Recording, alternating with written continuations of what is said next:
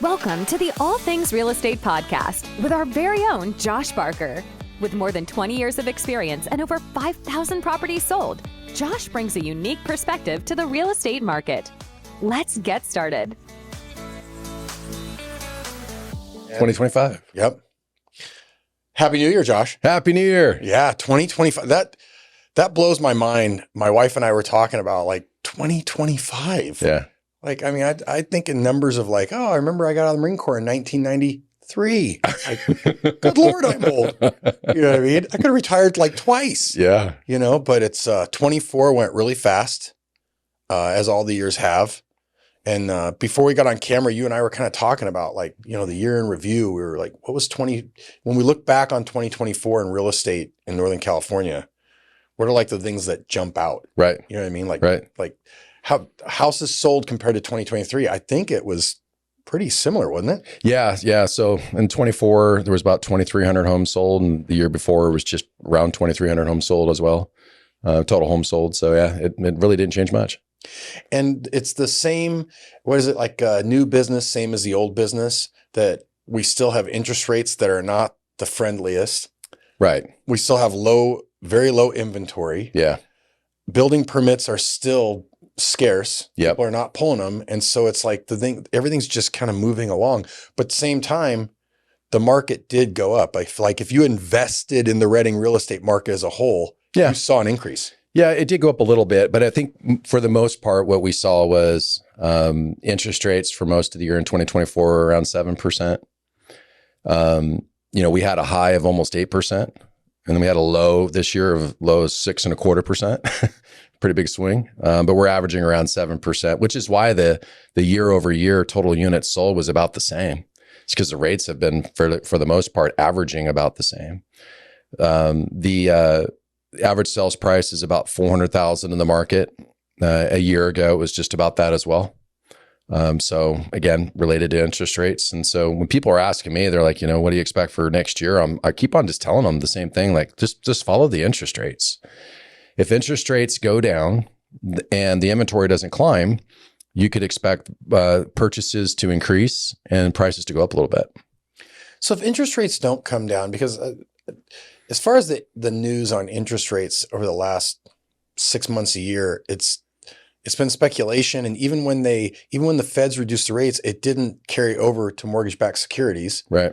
So even if the feds do come out, normally I know they're not connected, but they're connected type thing. They influence each other.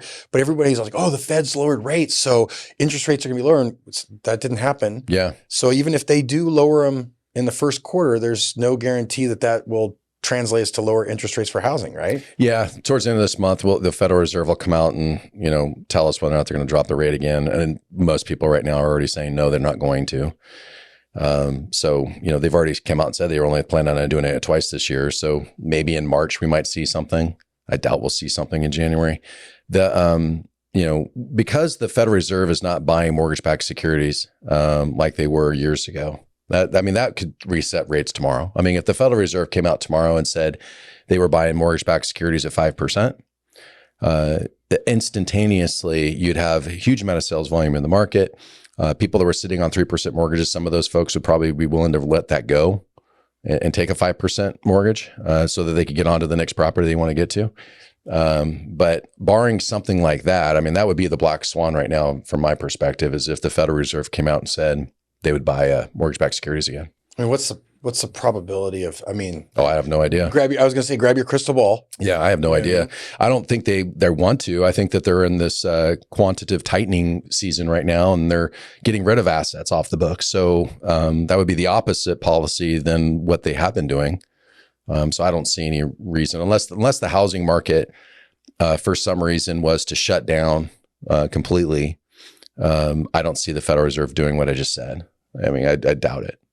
And so when we talk about the local market, Shasta County, Northern Tama County type thing, for building, the other side of the coin is for us to get enough inventory, building permits have to be started to get pulled. And if interest rates aren't going to come down, which is going to be the carrot for builders, lower interest rates, right? If that's not going to happen, then the only other way that happens is that the housing market continues to climb to the point that builders then go, oh, okay. Yeah. Although interest rates aren't low, there's such a demand for inventory that now I can afford to build. I mean, we're kind of just, it's kind of just stuck, right? It is sort of stuck. I mean, 2024 was stuck with rates being higher and elevated and inventory being low. There was only so much sales volume that was going to take place in the market. When I've done all of our business forecasting for 2025, I've kind of set up a lot of our business plan, and I typically run off of an annual business plan broken down into quarters. And I have my first 2 quarters, are projecting that sales will rhyme with the sales of last year from January through June. I think that's probable that we'll see very similar characteristics in the market for that period of time. Maybe by July, we'll start to see a deviation if some of the policies that are getting initiated if they have a positive impact, let's say on inflation, for example. Then if inflation goes down, rates can come down, and that would be a good thing for the housing market. So we could start to see a deviation maybe in the summer, where sales in the summer might outpace the sales of the previous year. But that's my best case scenario of what I see going on there. And you said, so last year, the first 6 months would have been, if I was listening correctly, would have been about 1,000 units. Roughly. I would say Q1 and Q2 last year probably was around 1,000 because it finished at 2,300. So okay, a little bit more than that. Well, it's not, but no, I think I agree with you. I think that you probably in the first half of the year would have about 1,000, and the second half might be 1,300, which is on average about 160 units a month, which is just historically very low. Yeah, it's there's low. Not a lot of turnover. No, we've seen as high as 4,000. Not as high, and sometimes it's been higher than that. But I mean, 4,000 would be a much more healthy market. The sales volume being about twice of what it is now. The hard part about it is that we don't have a whole lot of move up transactions. So in the past, what you had is a person would buy into a first time home. They live in it for a period of years, and then after they've decided that they can afford to, they buy into another home. And so you have them, they're relinquishing this property, and then they're buying another property. So that one move, is basically 2 transactions in the market. And we don't have those multiple leg transactions at the same volume we used to have them at. That's what's changed. And until that comes back, you're not going to see these large sales volume numbers month over month or year over year. And that's heavily affected by interest rates because there's so many people sitting on these phenomenal sub 4% interest rates, or even, phenomenal now. If you had a 4.5%, that's phenomenal compared to now. But there's people that had, that I heard of people locking in below 3, definitely a lot of people locking in the 3s. Yep. And where's their motivation to sell their house to pick up a 7% interest rate? It just doesn't make any sense. No, which is why, to your point, even if rates go down from the 7% average they are now down to a 6% average, I still don't think that's low enough for most of those 3%ers to let them go. Unless family formation is becoming an issue. Like if your kids, you got 5 kids when you started with 2, you might be moving anyway, just because you just can't deal with the space, or maybe because your employment situation has improved to this point where this house doesn't reflect what you really are trying to accomplish, then you're going to move too. And so there's reasons why, but I think rates will likely have to get down to as low as around 5% before there'll be any meaningful number of people in that 3% range on mortgages be willing to give them up. So when people come to you and they say, hey, is now a good time to buy? Is now a good time to sell? I can't see the market coming. I guess it depends on where they're looking at. They're like, hey, they're looking at 950 to $1 million. That's a completely different animal. But the average person that's sub 500, maybe even sub 400, it's like, yeah. Well, it's a tough decision still, Joey, because, rental market's tight too. The entire county was averaging around 7% last year. City of Reading dropped to 3% last month, which is probably some of it seasonal, but it's still super tight. So, there's not a lot of opportunity out there. So I think people are still wanting to buy homes. I think it's a financial decision. I think a lot of it comes down to what the rates are and what their actual income is. And so, again, going back to what I said a few minutes ago, if you want to know where the market's going, just watch the rates. And are we still seeing when you guys just broke 8,000? You personally broke 8,000 home sales. Yeah, right? We did. Yeah, it was a big 8,000 families served, right? Yeah. That blows my mind, man. That's congratulations, sir. Thanks. Yeah. So when you think about the last year, how many of the transactions, I don't know if you know this, were people moving into the area? Because I'm thinking you're still going to have the pressure of immigration. We still have people coming from Sacramento, the Bay Area, LA, people that retire traditional families that retire and, hey, you know, they sell their home somewhere and with a mountain of cash compared to here. If you sell your home anywhere in the Los Angeles area, Orange County, you know, even Sacramento, Bay Area, I mean, you have a lot of buying power in Shasta County. Sure. Do you have any idea like what percentage of some of the transactions you saw were people moving into the area? Yeah, I mean it's a hard number to track outside of our office, but I mean to your point, I mean we've sold nearly 700 homes this year in our office, so I have done enough to where I can feel, you know, where the buyers are at, and for us it's been about 20% of our purchases have been from people from outside of the area, and so it's significant enough for us that you know, part of our marketing and part of our approach to the business is reflecting that. I wonder how many people are leaving at the same time. Like I wonder if 20% of the sellers are leaving the area, or if they're just moving in the area or selling a rental that they own, a secondary home, something like that. There's still folks that are moving out. Nothing like it was, you know, years back. You know, when our current governor went into office, if I went on 4 listing appointments, 2 of them were leaving the state. And I'm not, you know, and I'm not saying good or bad for why they were doing it, but at the time they were leaving and they were just, you know, for reasons that I didn't think were really valid, but they were leaving. But where they were going to places like Idaho because it was cheaper at the time. Texas was cheaper at the time. Not anymore. Right. Florida was cheaper at the time. Now Florida's getting cheap again. And Tennessee.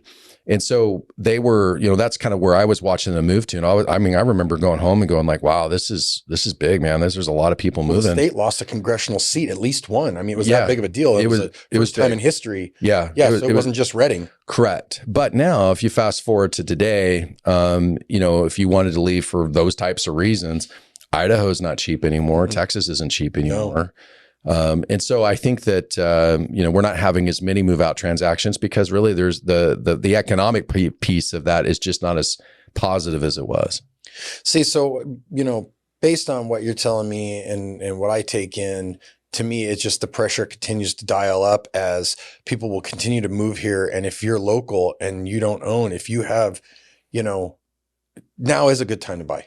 Now is it versus saying, no, you know what? I think the market's going to, the market's going to crash, Josh. Yeah. Oh, it's going to collapse. It's like, really? Well, what collapsed the local market? I don't understand. Well, we've heard that too. I don't hear it quite as much as we used to. I mean, we were hearing it a lot more, I think 18 months ago. Yep. We're probably towards the, you know, the tail end of a winter season for the economy. So early winter, everybody was thinking the whole world was coming to an end with interest rates and everything else, but it hasn't turned out that way. And I think people are beginning to realize that, hey, you know what? I thought it was going to happen. Foreclosure market right now, there's only 121 properties in Shasta County, single family units that are in some stage of foreclosure. Mm-hmm. Historically, we know that only about 30% of them will ever even hit the market because some of them will just reinstate their existing mortgage or they'll refinance or they'll liquidate the property. So, you know, it's just not going to be from that. And then you ask, okay, well, where else could it come from? Well, everybody decides to sell their homes. Well, where are they moving to? The rental market is super tight. So where are they going to? And if you say, well, they're going to leave the state, what place can you go where it's less expensive? It's not Idaho. It's not Texas. You get what I'm saying? So, I'm thinking Oklahoma. Yeah, that's just off the top of my head. Yeah, definitely some different places now. So my point is that when you really try to get analytical about it, you try to figure out where would inventory come from and what would be the catalyst that causes it to show up. I can't find it, and I've looked for it. I mean, the best I can, and you know, because I like to be able to identify threats in our business. I just can't find it. Was it about a year ago? I know that CBS, there was a report came out and then CBS published it about, and Reading was like the #1 city in America as far as the housing price over the next year is what I was talking about. What was the number? Was the number like 7.4% or something? I'll butcher the number. It won't matter. That those reports are all based on a couple things. They're based on the number of inventory that's available at that time, based on if interest rates went down, which they didn't. And what they were reflecting in that report was how much they anticipated we would appreciate. And they thought we were going to appreciate more than everybody else. And I don't think that really proved to be the case. And I think partly because the interest rates didn't do what people thought they would, which was to go down. They didn't go down. They kept going up at that time. Yeah. I was just wondering if that report was about to come out again for projections for 2025. It might. On the list. Yeah, it might. It's a lot of people were using it for marketing purposes when it first came out, that report. Well, what do? You know what I mean? Like experts speculate, and Yeah. I mean, you hear it all the time. The market's going to go up, the market's going to go down. I mean, whether it's stocks, crypto, Yep. precious metals, real estate, whatever. And Yep. it's almost like it's like throwing darts at a dartboard. But Yeah, well. I mean, to me, when I look at it, like the things if we break it down to first principles and say like, well, what's our inventory like, and what's our replenishment rate for inventory, and to me, we have all these tailwinds that are fighting that massive headwind of interest rates. And if that were to alleviate, I mean, I see the market. If interest rates were to suddenly come down a point, maybe even 2 points. Yeah, sales volume would increase. But our inventory may not, though. But appreciation would increase, right? That's right. So, and that's because our inventory may not grow fast enough. Again, that's the tough part. Is like if rates just go down 1%, I think it's going to increase buyer demand, but it's also going to not necessarily increase our housing supply significantly. And that's a problem because that's going to push prices up. You got to get those rates down low enough that people at a 3% mortgage are willing to relinquish that rate and sell that home. And that's where I think this inventory story is going to continue to be a story that's going to be a wet blanket on us for sales volume over the next period of years. And this is a historically never happened type thing. This isn't like, oh yeah, this reminds me of 89 when it's like 2.8% to 3.2% mortgage rates. Yeah. I don't know if that never happened. No, and I don't think we're going back to that either. But, it's interesting to think that, we were talking about the Federal Reserve, if they would ever buy the mortgage-backed securities. I personally think that could actually have a contribution to bringing down inflation. And here's the reason why follow me on this rabbit trail for just a minute. If the Federal Reserve was actually buying mortgage-backed securities at 5%, and as a result of that, people on 3% mortgages were willing to let them go, that would increase the housing supply. If you increase the housing supply, some people that were renting would choose to purchase, and that would take the pressure off the rental market. Now, the rental market right now is extremely tight, but it's about 40% of the overall CPI. So if you soften the rental market, the CPI comes down, the overall inflationary numbers come down as well. And so I'm not a smart guy. I don't claim to be one, but I kind of wonder if maybe if they were to do it, that might be a reason why they would. Well, it made sense to me. I mean, I didn't realize that rent was part of the CPI, the basket of goods. I mean, it makes total sense that it would be. I just always thought of eggs and meat and bread. Yeah. And TV, Shelter cost is a piece of it. Okay. So, yeah. Well, those are, what? There's a list of things that we have absolutely no control over. And that's where this is going is waiting for interest rates. You have no control over it. But if you're thinking of buying, so when people ask me, and I get stopped on the street all the time. No. But when people ask, like, hey, I think it's a good time to buy, it's like, yeah, I do. Unless you're like, oh, I was going to buy like a $900,000 house as a investment, probably like, no, that doesn't sound good at all. But overall, I'm like, yeah, I think it is a good time to buy. And likewise, hey, do you think it's a good time to sell? It's like, well, why would you be selling? Is it because you're moving? Then I guess, yeah. Right. If you're just like, want to flip houses? No. Yeah. That's gone. Yeah. I don't know if you get this a lot, but not as much now. It seems to have died off a little bit, but all those shows where they were constantly flipping real estate, they seem to have all kind of like just mellowed out a little bit, just drifted away, and everyone's focused on crypto now. Yeah, the real estate conversation. Yeah, they're focusing on crypto now. Yeah, the real estate conversation isn't as sexy as it was a few years ago, and home marketing over the last year, last few years really has changed a lot too. I mean, when you think about what I've been seeing in terms of home marketing, the focus kind of went off of the house and it went on to the agents, right? You see the agents sliding down the banisters and all that other stuff. But look at me, instead of like, look at the house, right? So it's been a change that less jazz hands. Yeah, a lot of jazz hands going on for a couple of years. And maybe I'm just jealous because I'm 50 years old and nobody wants to see me slide down a banister. But I do think that the focus over the last few years has gone away from the product and it's went on to the agent itself. And I kind of scratched my head on that one because it doesn't make a lot of sense to me. I think consumers are really interested in the product itself and also interested in getting educated about that process, which is why our podcasts are really just focused on real estate. And I don't talk about a lot of things outside of that because there's other stations you can go to or other podcasts you can go to get that other stuff. But if you want to know about real estate, we're your spot, And so I think it's going to, over the next year or so, I think that's going to change a little bit. I think that we'll see more people trying to get the attention on them instead of on the product. I think that's not going to go away. I think that's going to grow. And we're not going to change what we do, but I do think that the industry, if you will, is becoming more celebrity-ish. Right. Well, and I think that could be said for a lot of different industries because of the rise of social media that just didn't exist. And so you naturally have that. And, I always thought when real estate sales to me was a misnomer. You don't sell real estate, you sell a watch or something, but somebody doesn't go, hey, you bought this house. You like it? No, I ran into a salesman and, the components of real estate that I think are the ones that matter is obviously marketing matters. You have to let the market know, hey, this home is for sale, right? But the bigger elements are the people that understand the legality of a transaction. You and I've talked about a couple of times where you were in transactions where the agents the other side didn't really represent their clients really well. I remember the story about where they wanted less money or they wanted to, the appraisal came in lower and the agent just didn't have what's the right way to put it?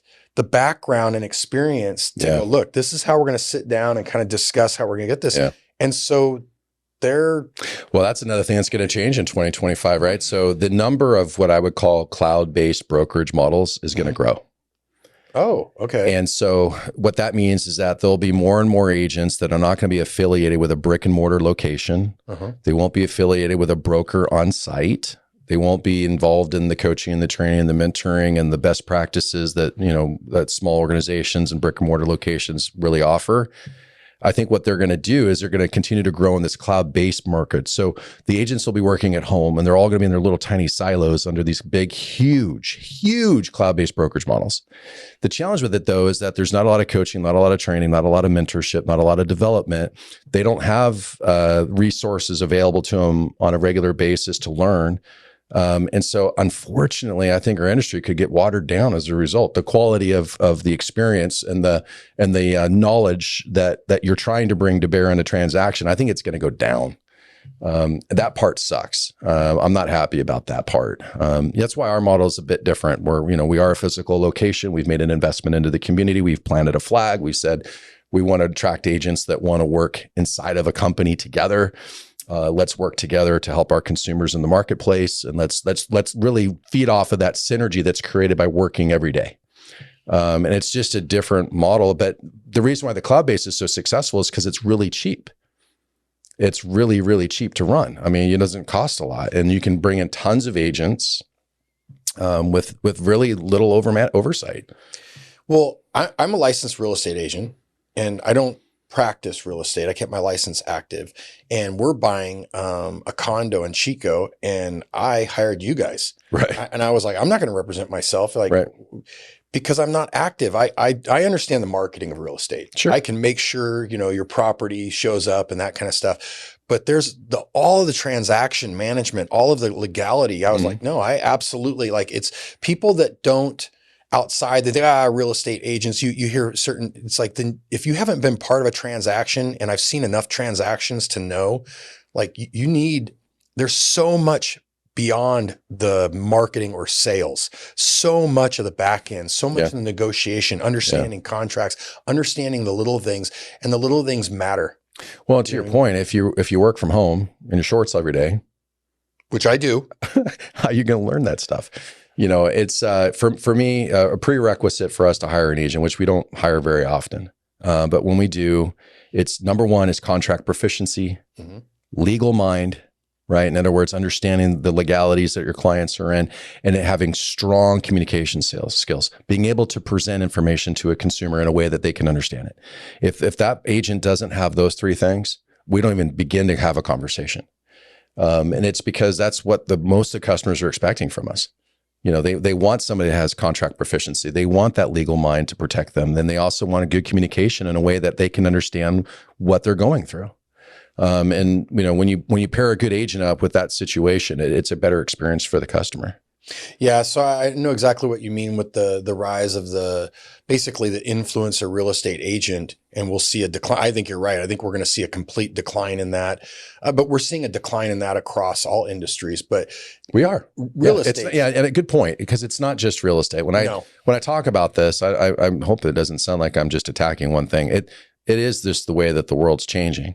And we're going 180-degree rule on this thing. Like if the world's going this way, cloud-based, we're going that way. Brick and mortar, physical people in the office, we're going to go a different way and give the customer an option.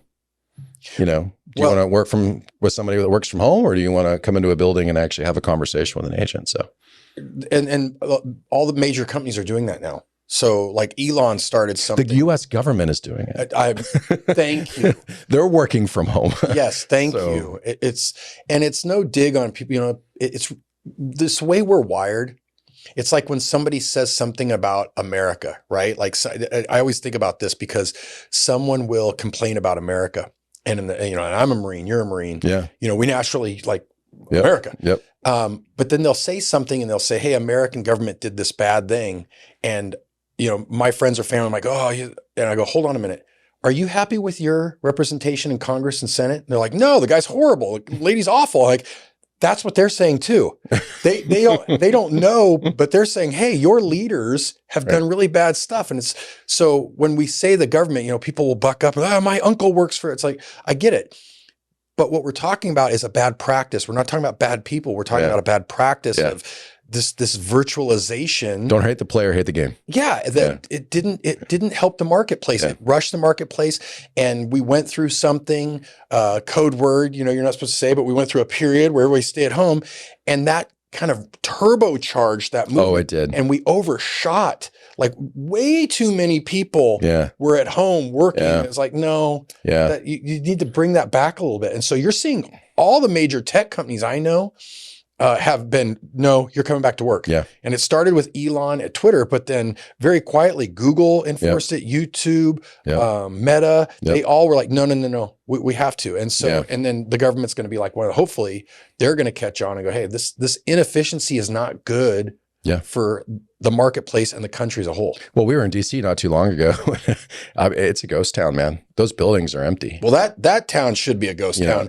I've always been under the belief that representatives should live where they represent. That's fair. And that would force. But I'm not talking about the Congress. I'm not talking about the state capitol, because that's what you're referring to, is all the politicians need to go home, right? Yeah. I'm not talking about. And all their entourage too. They don't need an entourage. Right. I'm not talking about the capitol. I'm talking about all of the different departments within the government that are, because if you go to the mall, right, in DC, I mean, you've got all these buildings that are surrounding the mall that are federal buildings that are supposed to be employees going to work. Those are the buildings I'm saying are empty. There ain't nobody there. And the lease is being paid, the utilities are being paid. These are huge buildings, man. And it's like, you walk around and you're like, whoa, where is everybody? It's crazy. So it must be terrible for hotels and restaurants and other things in that community, because everybody's gone, so I would imagine, I don't know this for sure, but I would imagine the local government there would like to see a bunch of people come back to work. So 2025, I think one of the projections for 2025 is that, things are going to get more efficient. We're probably going to see a little bit of, there's going to be some flux, as it should be. When you clean things up, that's what happens, right? When you try to but that it's definitely time for some cleanup. Yeah. And like you said, although there might be this huge virtual brokerage, it's not going to perform the same as brick and mortar. No. How could it? It's its own solution, and it's, I'm not, good or bad, it doesn't matter. It's just, all I'm saying is that it's a different direction than what we're going to do and what we are doing, what we have been and who we are. Our DNA is totally different than that experience. So, time will tell if we made the right decision on that. Well, right on. Well, Josh, it's 2025. Yeah. Happy New Year. And I'll see you in a month. Sounds great, man. Thanks a lot. Thank you.